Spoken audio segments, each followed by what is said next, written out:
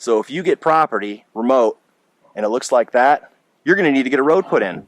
So today we have Travis from 3Z Excavating, and he has done an amazing job on the property that I recently purchased in the Upper Peninsula. So we're going to go through a few questions here, but first, if you want to introduce yourself and talk a little about how long you've been in business. Yeah, so my name is Travis Stokes. I've been in the industry for about 15 years. I got my degree in construction management from Central Michigan University. Worked for some of the big companies all across the country doing a lot of big civil work, underground electrical, and within the last 6 months I've moved back home to the area to continue my passion of the construction industry and help folks that are possibly moving to the area, use the property that they've recently invested in. I think there's a lot of great things going on up here in the Upper Peninsula these days, and I want to share my passion and knowledge for the industry in the area and help folks live the way us Upers like to live. Yeah, and that's exactly what I was looking for, and it's been excellent to meet with you. So some people might wonder if they're not familiar, are you fully insured, and what does that cover? What does it mean? Yeah, so we carry a $2 million liability policy that covers virtually anything that may happen when we're out here, whether it's injury, property damage, equipment damage. We carry all the proper insurances that other companies may not. So one thing to be really careful of is to just check the contractor's insurance documents. If there's any issue, you want to make sure that you're covered. I mean, it might be a great guy. They may shake your hand, make you laugh out in the woods when they meet you, but you got to make sure all your I's are dotted, T's are crossed, because if something happens, we just want to make sure everything's taken care of. Excellent. That's a great point. So clearly you do an excellent job with drives, and we're going to get a little bit of the film of this drive. It's incredible, and I just showed you a minute ago what it looked like, which was awful.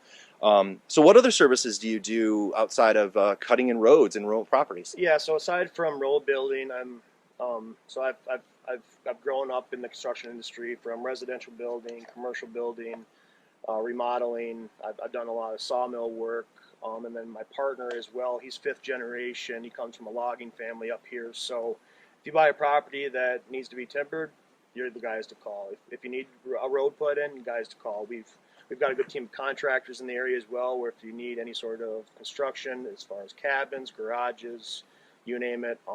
We've been doing a lot of pole barn pads, so coming in, bringing in sand. We've got concrete contractors, you name it. We're trying to be a one-stop shop where people can come to us and trust that they're going to get the job well done.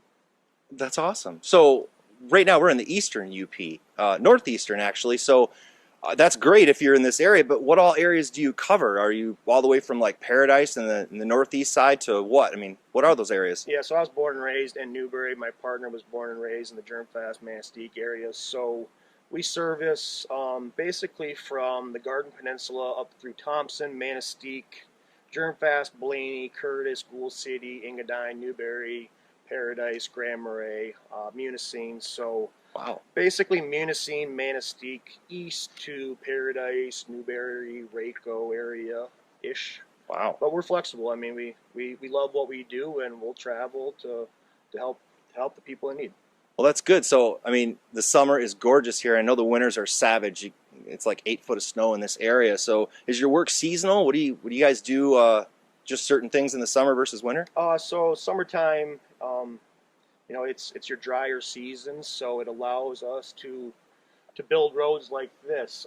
So, I mean, working with you, we've been really playing the weather. It's been a factor whether or not we can get out here. So, summertime, without a doubt, that's the time to build roads, to dig basements, because you're not fighting the water.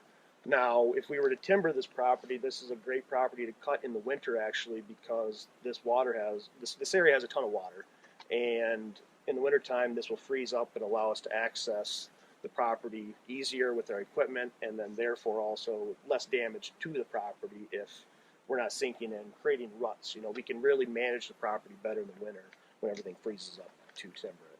Excellent. So pretty much logging in the winter, and then hopefully some fun, so you don't have to work all the time. Yep, snowmobiling in the winter, a little bit.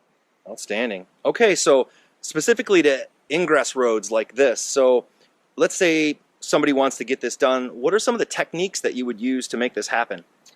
So the first thing you want to do before any equipment comes out is you want to know your property. I mean, there's a great road here that was initially here, but you want to walk your property and take the time and know it. You want to find what makes sense naturally to build that road, and you want to find the ridges. Like for example, out here where there's a lot of marshy area, a lot of water. Well, we utilize the sand ridges out here that are naturally here, and we were able to use that sand ridge as kind of a navigational point to get to our destination, the back of the property. So to save cost and just have a better product, you want to try to naturally use what Mother Nature's given us out here as far as that ridge, and just try to follow that ridge. There's going to be low spots where then you have to bring some fill in and do that, but you want to try to utilize the natural topography of the property. So that you had a technique I remember you mentioned where some trees could be used to fill it.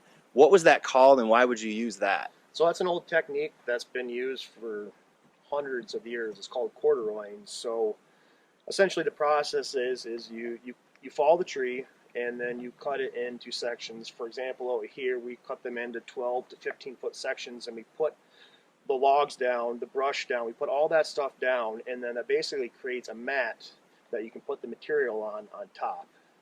So that's called corduroying. It's like a lot of, like in road building these days, they use geotextile fabrics. Well, it's the same principle. It's just utilizing the resources around you rather than putting down that road fabric. That's fine. And then, so there's sand on top, and then this, I think you said, was some clay and stone and so on to firm it up? Yeah, so on the bottom here, we used the native sand from the property, and then on the top, it was a pit run mix. So there's a mixture of 10 to 12-inch stones mixed. This is all native material. Kind of a lot of people refer to it as pit run. Well, it's got a little more clay in it. It's a good packing material. So we had good clean sand on the bottom, and then on top of this, we put the pit run, and that allowed to really firm up this road base. The bigger stones will actually go down into that sand, and it creates a really good road base on top of that sand. Awesome. Well, very good. So let's see, what else do we have?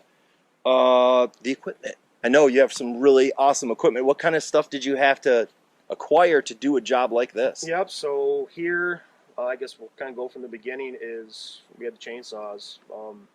Took a decent sized chainsaw to fall the timbers. So we fell the timber, got that down, and then we came in with a medium sized excavator. It's a 40,000 pound machine, and we used that excavator to move the trees around once they were falling, and then we were able to utilize the sand on the property. So we would dig that sand with the excavator, put it on the road base, and then I would follow behind with a large skid steer. You could also use a bulldozer, but we had a skid steer out here, and then I used that for the grading as the excavator would use the sand. And then after that, we bring our dump truck in. We got a quad axle dump truck that can carry 16 yards. Brought in 5 loads of that material, spread what we could with the dump truck as a tailgate spread, but then today I came back with the skid steer and then gave you the final product as you see today with the grading from that.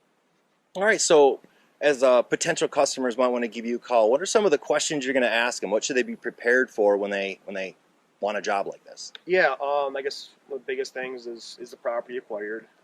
We've actually worked with customers who haven't acquired property, which I don't mind walking properties with customers, but the biggest thing is, do you own it? Yeah.